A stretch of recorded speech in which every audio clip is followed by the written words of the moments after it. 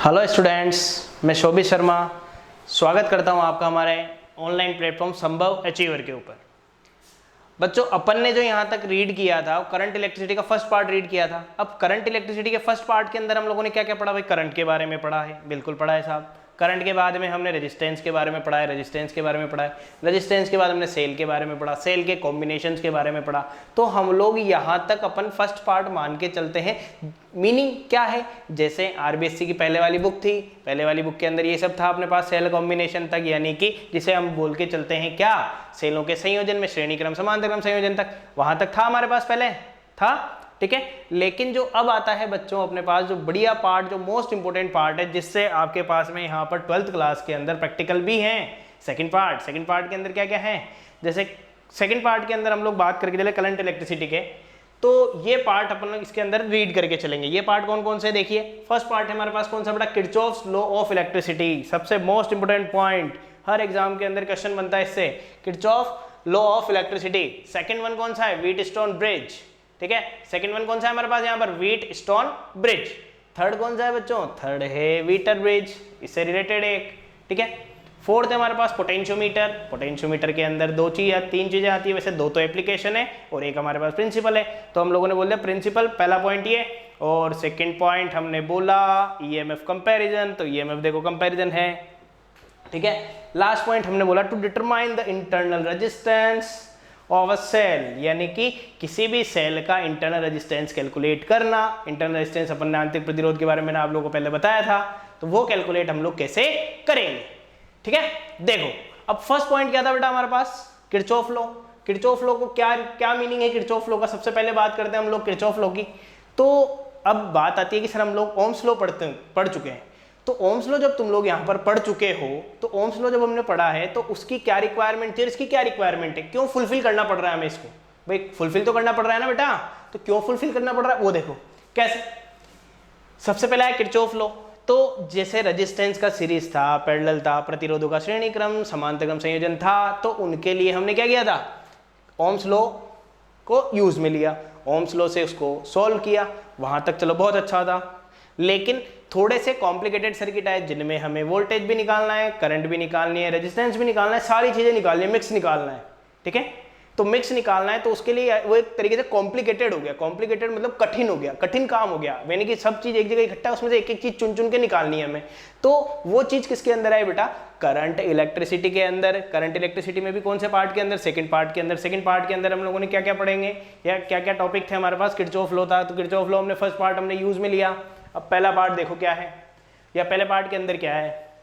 पहले पार्ट के अंदर है किरचॉफ्स लॉ। तो कॉम्प्लिकेटेड सर्किट को सॉल्व करने के लिए हमें किसकी रिक्वायरमेंट हुई? किरचॉफ लॉ की रिक्वायरमेंट हुई।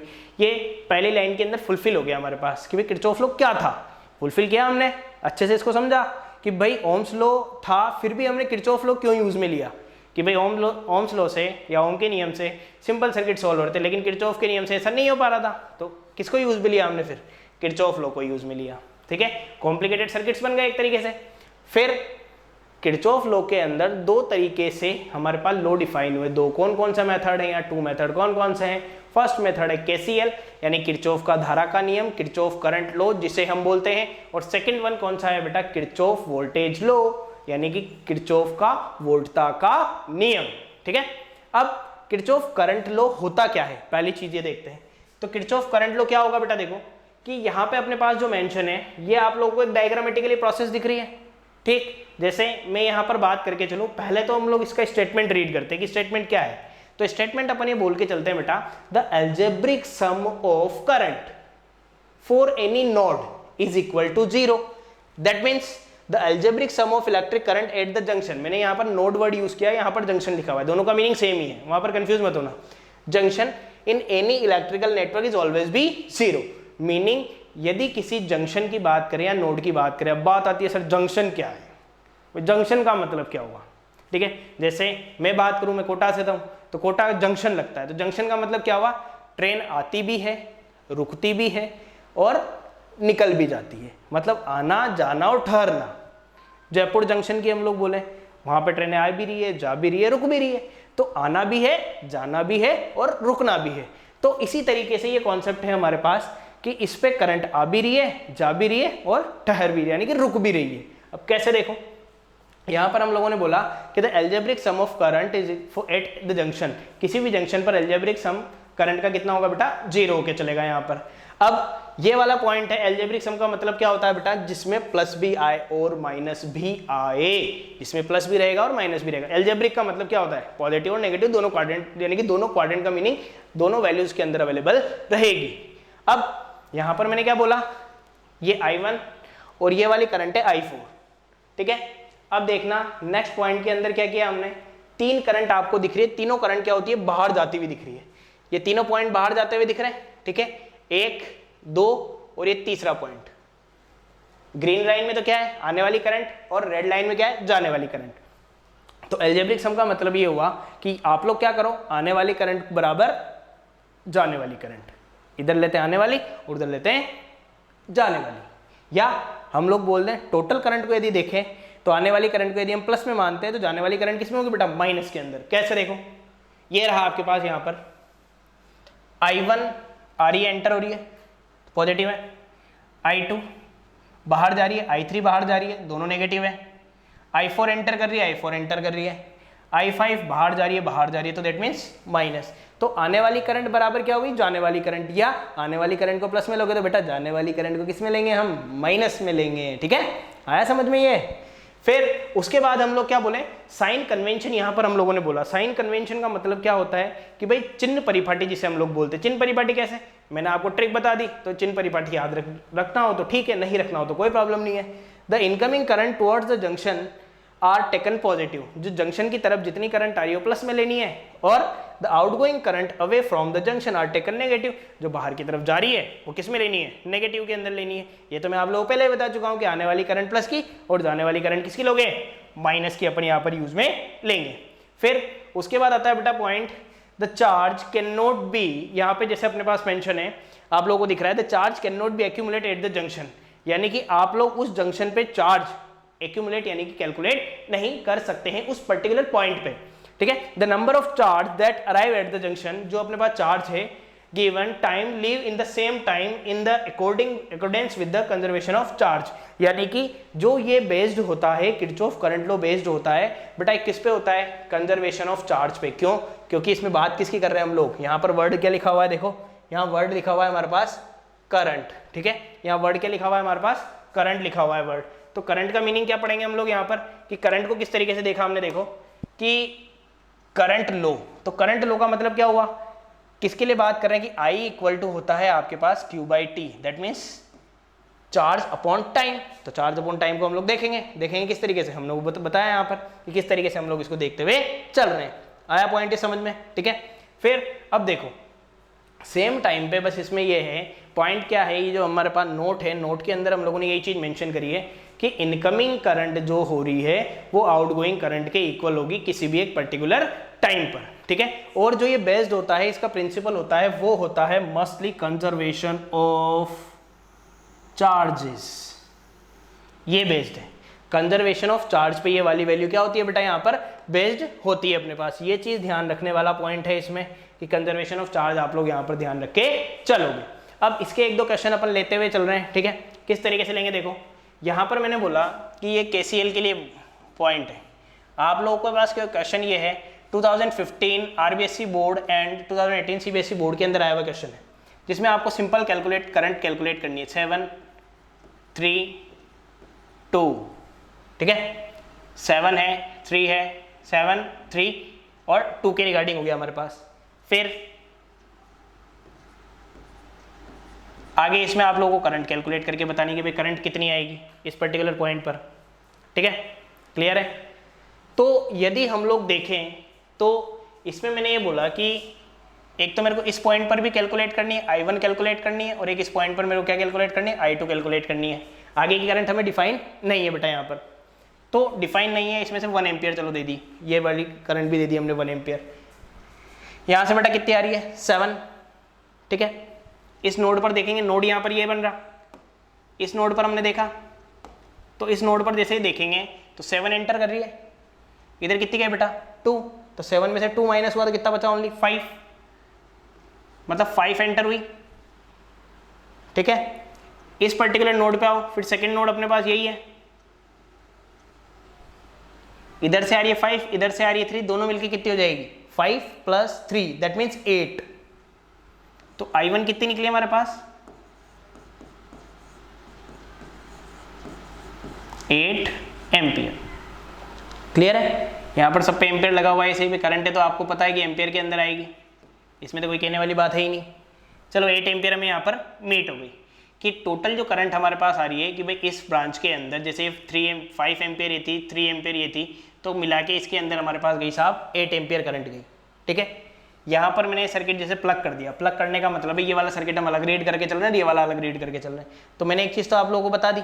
ठीक, अब इसके अंदर ये थी यहाँ पर 7 एम्पियर अलग सर्किट के अंदर, तो 7 एम्पियर करंट थी, 7 एम्पियर इधर से आ रही है, 1 एम्पियर इधर जा रही है, तो 7 इधर आ रही है 1 इधर जा रही है, तो बच्ची कितनी टोटल कितनी बनी 7 आ रही है 1 गई, तो कितनी बनेगी I2 कितने एम्पियर हो गया बेटा 7 - 1 is equal to 6 ampere, is equal to कितने एम्पियर हो गया 6 एम्पियर। क्या मीनिंग है मेरा भाई, मैंने इसको दो अलग अलग सर्किट एज्यूम करे, पहला सर्किट तो ये था, ठीक, ये वाली ब्रांच को कैलकुलेट नहीं किया है, ओनली ये वाले सर्किट को कंज्यूम किया है।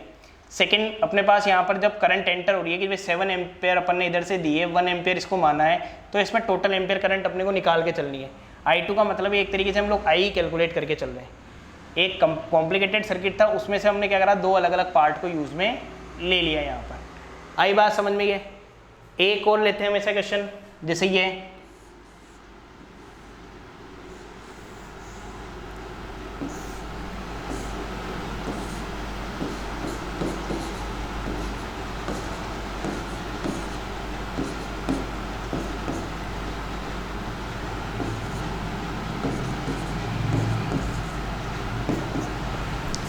इसमें आप लोगों को करंट कैलकुलेट करके चलनी है,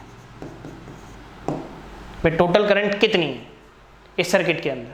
क्लियर, अब कैसे निकालोगे टोटल करंट बेटा, देखो यदि हम लोग बात करके चले यहाँ पर कि 12 एम्पियर करंट इसके अंदर से आ रही है, ठीक है, तो 12 आ रही है, डिवाइड कितने में बेटा 6 और 6, इधर कितनी गई 1 एम्पियर, बची कितनी 5 एम्पियर, 5 एम्पियर इधर एंटर हुई, इसमें से कितनी आ रही है इधर से 2 एम्पियर इधर से आ रही है, 6 इधर से आ रही है, 2 इधर से आ रही है, दैट मीन्स 8 एम्पियर करंट आ रही है। 8 एम्पियर करंट मतलब I इज इक्वल टू हमारे पास क्या हुआ बेटा यहाँ पर I इक्वल टू 8 ही रहा 5 ही रहा, तो 8 + 5 दैट मीन्स 13 एम्पियर करंट। इसमें टोटल कितने एम्पियर करंट एंटर करिए 13 एम्पियर। ये दो अलग अलग सर्किट लेके चलाऊँ मैं, इसमें मैंने करंट I1 बोला, इसमें करंट I2 बोला, यहाँ से सेकंड सर्किट था, ध्यान रखना बार बार एक चीज़ बोल रहा हूँ, ये नहीं कि सर एक ही सर्किट में दोनों काम हो रहे हैं, एक सर्किट में नहीं हो रहे, दो सर्किटें अलग अलग। ये कॉम्प्लिकेटेड था इसीलिए ये चीज़ CBSE के अंदर पूछी हुई है, ठीक है, स्टार्टिंग पॉइंट था RBSE का, बाकी कॉम्प्लिकेट कर दिया इसको, CBSE के अंदर पूछा हुआ है क्वेश्चन, ठीक है, रह जाएगा ध्यान। क्लियर है भाई, ये 7 एम्पियर करंट थी, ये 1 एम्पियर करंट थी, तो इसमें आपको I2 मतलब कि सेकंड करंट आपको कैलकुलेट करके चलनी है, ओनली इतना सा था। तो 7 एम्पियर करंट इधर से आ रही थी, 1 एम्पियर इधर गई, तो बची कितनी 6 एम्पियर ही तो बची, तो 6 एम्पियर अपने पास यहाँ पर रिमेन रह गई बेटा। क्लियर है, कन्फर्म, कहीं कोई दिक्कत इसमें, देख लो अभी तो भाई यहाँ पर एक यहाँ पर और एक यहाँ पर, ये दो नोड इसके अंदर क्लेरिफाई हुए हैं हमारे पास, ठीक, कोई प्रॉब्लम नहीं है इसके अंदर, कंफर्म, ठीक है। तो ये दो, एक पहला ये रहा पार्ट, ये रहा दूसरा पार्ट, मतलब दो पार्ट हो गए एक क्वेश्चन के, और ये तीसरा क्वेश्चन हो गया, तो टोटल कितने पार्ट हो गए बेटा यहाँ पर 3 पार्ट हो गए। अब नेक्स्ट के अंदर हम लोग बात करके चलते हैं किसके लिए, सेकेंड पॉइंट के अंदर हम लोगों ने बोला बेटा किसके लिए, voltage law of loop rule. Loop का मतलब होता है बंद पथ, लूप का मतलब क्या होता है बंद पथ। जैसे अपन रूम की बात करके चलें तो रूम आपका क्या होता है, गेट लगने के बाद बंद पथित हो गया, यानी कि क्लोज सर्किट हो गया।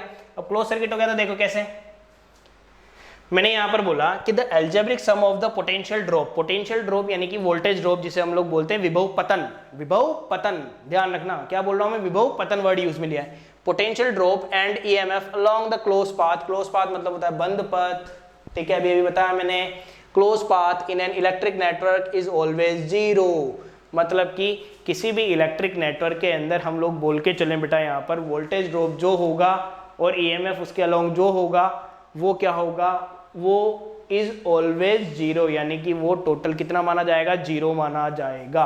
कितना माना जाएगा बेटा, जीरो माना जाएगा। कैसे देखो, मैं यहाँ पर आप लोगों को बता रहा हूँ, पहला से लें रेजिस्टेंस R1, E2 के साथ R3, R2 ये रही अपने पास, फिर उसके बाद A टर्मिनल दे दिया, B दे दिया, C दे दिया, D दे दिया, 4 टर्मिनल मैंने यहाँ पर यूज में ले लिए, ठीक। उसके बाद मैंने करंट की डायरेक्शन बताई, I1 से बाहर, यानी कि पहले वाले सेल से बाहर निकल रही है, ये दूसरे वाले सेल से बाहर निकल रही है, इसमें जा रही है। तो अब टोटल करंट जो जाएगी, जब इधर से I2 आ रही है, इधर से I1 आ रही है, टोटल करंट मिलके इसमें कितनी हो जाएगी बेटा, I1 प्लस I2 होगी, सही, I1 प्लस I2। अब लूप का मतलब क्या हुआ, बंद। तो एक तरीके से देखो ये बंद हो गई, ठीक है, ये बंद हो गया बंद।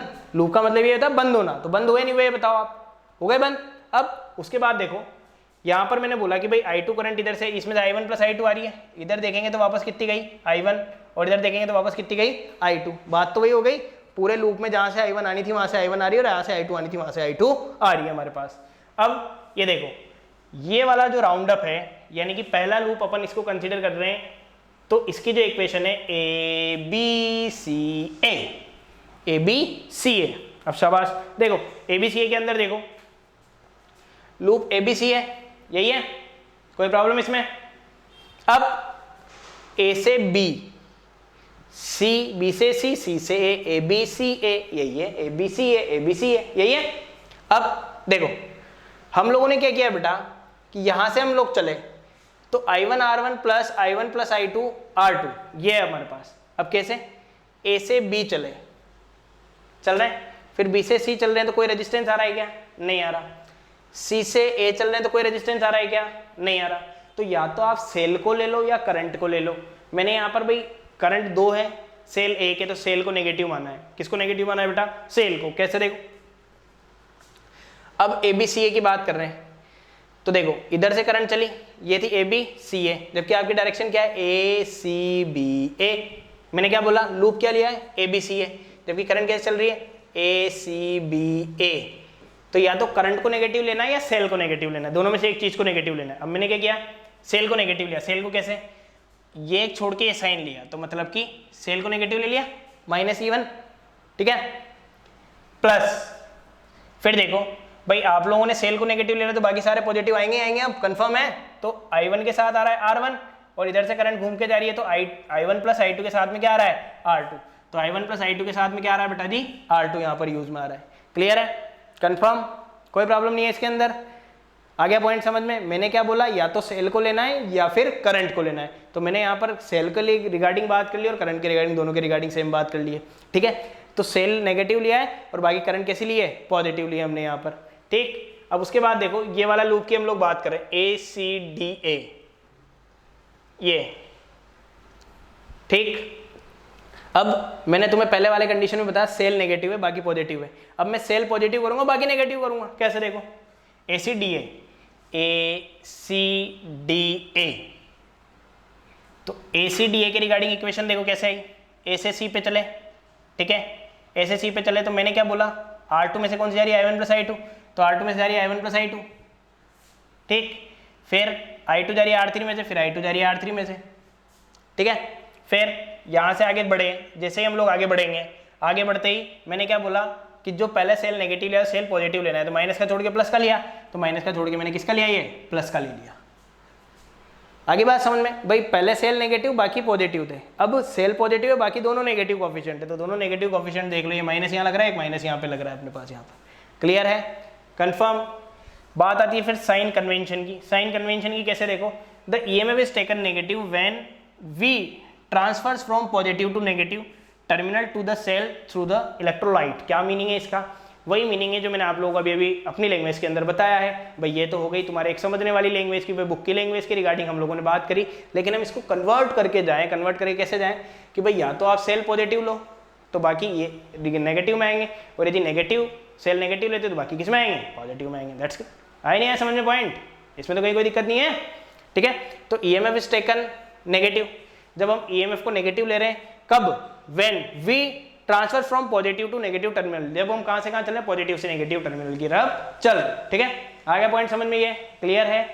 कैसे भी ध्यान रख सकते हो, मैंने जो मेथड बताया उससे ध्यान रख सकते हो, इससे रखना उससे ध्यान रख सकते हो। आगे पॉइंट समझ में बताइए। फिर आगे क्या लिखा हुआ है, उल्टा, the EMF is taken positive. कब पॉजिटिव लेना है, जब we transfers from negative to positive. जब आप लोग कहां से कहां चलोगे, भाई यहाँ उल्टा किया है तो यहाँ भी तो उल्टा करना पड़ेगा ना, पहले पॉजिटिव टू नेगेटिव था, अब नेगेटिव टू पॉजिटिव है, तो दोनों चीजें में उल्टा होगा, तो उल्टा होगा तो हमने ये चीज बोल दी। Terminal of the cell through the electrolyte, यानी कि इलेक्ट्रोलाइट का मीनिंग हो गया कि किसी भी सेल के रिगार्डिंग हम लोग जो टर्मिनल में चलते हैं नेगेटिव टू पॉजिटिव चलते हैं, तो ईएमएफ उसका कैसा होगा, पॉजिटिव के अंदर ही होगा। किसके अंदर होगा बेटा, पॉजिटिव के अंदर होगा। क्लियर है, कंफर्म, कहीं कोई दिक्कत बेटा इसमें? ठीक, अब देखो ये वाला पॉइंट देखो क्या है, the potential fall along the direction of current in current path, ठीक है, and it rises along the direction opposite to the current path. The potential fall, potential गिरता है किसके साथ में, direction of current in the current path, current की direction में, ठीक है, and it rises along the direction opposite to the current path, यानी कि ये बढ़ता है कब, जब करंट के हम लोग अपोजिट जाएंगे तब इसकी वैल्यू क्या हो जाएगी, राइजेस यानी कि इंक्रीज हो जाएगी यहाँ पर। क्लियर है, कंफर्म, इसमें कहीं कोई दिक्कत बेटा आ रहा है समझ में? ठीक है, बहुत अच्छा टॉपिक है, बढ़िया क्वेश्चन आना है। एक मैं तुम्हें एग्जांपल करके बता रहा हूँ, अगला कैसे होगा देखो। नेक्स्ट देखो यहाँ पर ये वाला थर्ड पॉइंट हमने क्या रीड किया, the potential fall is taken negative, जब पोटेंशियल गिरेगा तो नेगेटिव में लेना है, ये तो अपने को पता है, ये गिरेगा तो नेगेटिव, उठेगा तो पॉजिटिव, राइज यानी कि इंक्रीज हो रहा है तो पॉजिटिव। ठीक, अब देखो कैसे, यहाँ पर ये एक पॉइंट और है, इसके बाद अपन लोग न्यूमेरिकल की तरफ चलेंगे, यानी कि इसका एक न्यूमेरिकल देखेंगे कैसे। The path can be transfers in clockwise और anti clockwise direction of the loop. भाई आप लोग दो ही पाथ ट्रेवल कर सकते हो, या तो क्लॉकवाइज करोगे या कौन सा करोगे, एंटी क्लॉकवाइज, या तो घड़ी की दिशा में, ठीक है, या उसके विपरीत दिशा में। दो ही पाथ है, या तो ऐसे या ऐसे, ठीक है। आगे पॉइंट समझ में, ये कहीं कोई दिक्कत बेटा इसमें, सही चल रहा है, कोई दिक्कत नहीं है। अब देखो केवीएल का एक अपना क्वेश्चन लेके चलते हैं, किरचॉफ वोल्टेज लो। किरचॉफ वोल्टेज लो का क्वेश्चन कैसे लेंगे हम,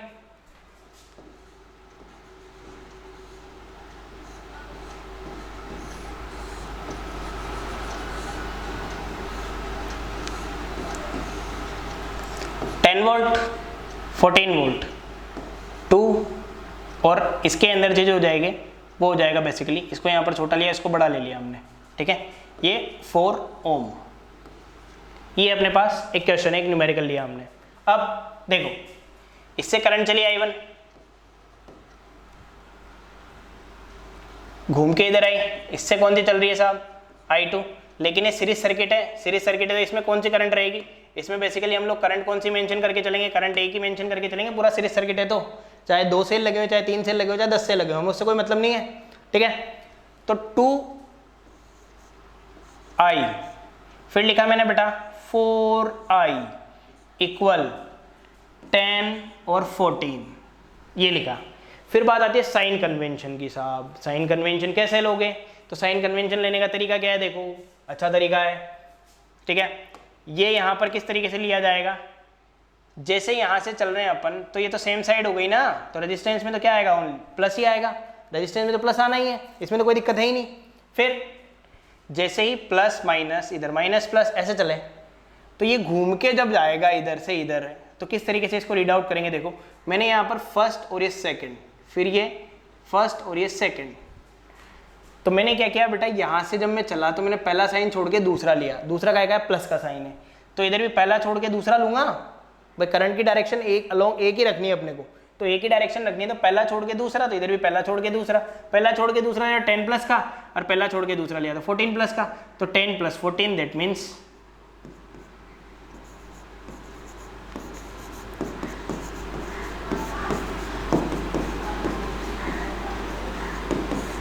4 एम्पियर। बताइए समझ आया नहीं आया, ये क्लियर है भाई। 10 के रिगार्डिंग हम लोगों ने बोल दिया, आप लोग कैलकुलेट भी कर सकते हैं, 6i के रिगार्डिंग 4, 6 इंटू 4 24 इक्वल आ गया, ठीक है। उसके अलावा यदि सेल की डायरेक्शन चेंज होती, जैसे इस तरीके से होता, ये 1 ये 2, सेम क्वेश्चन है बेटा, फिर इसको चेंज कर देते पॉजिटिव नेगेटिव, 2 4 10 14, ये वोल्ट में हो गया, ये ओम में हो गया, ठीक है।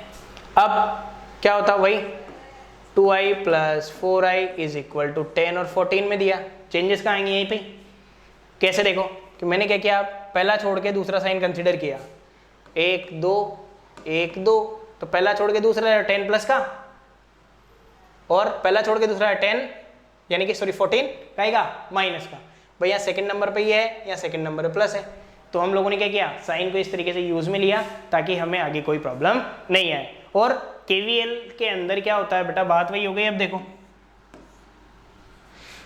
6i इज इक्वल टू -4 बचा। अब अपने पास -4 का क्या मतलब हुआ कि भाई आप लोगों को पता है कि भाई करंट कभी भी नेगेटिव डायरेक्शन नेगेटिव नहीं होती तो हमें 14 प्लस का लेना पड़ेगा और 10 का लेना पड़ेगा माइनस का।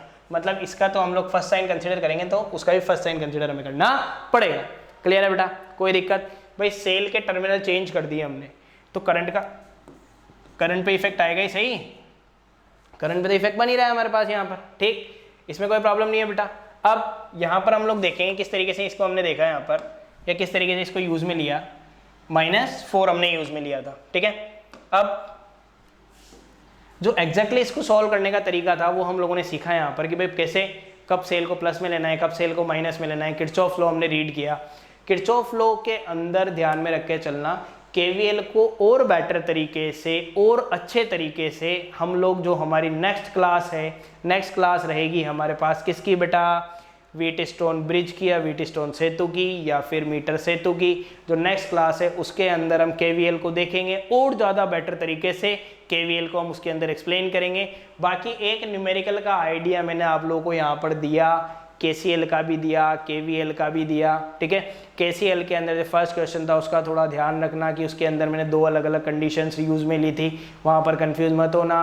उसके अलावा केसीएल के अंदर सेकंड क्वेश्चन था वो नीट में भी आया हुआ क्वेश्चन है, प्लस सीबीएसई एग्जाम में पूछा हुआ क्वेश्चन है, जिसका आंसर आ रहा था 8 + 5 13 एम्पियर। तो क्लियर है यहाँ तक, ठीक है। अच्छा लग रहा है बेटा, आप लोग इसमें कंटिन्यू जुड़ रहे हैं, वो बहुत अच्छा लग रहा है। तो ध्यान दीजिए, कंटिन्यू इस चैनल को अपने सब्सक्राइब करना ना भूलें, ठीक है। ओके, धन्यवाद, थैंक्स।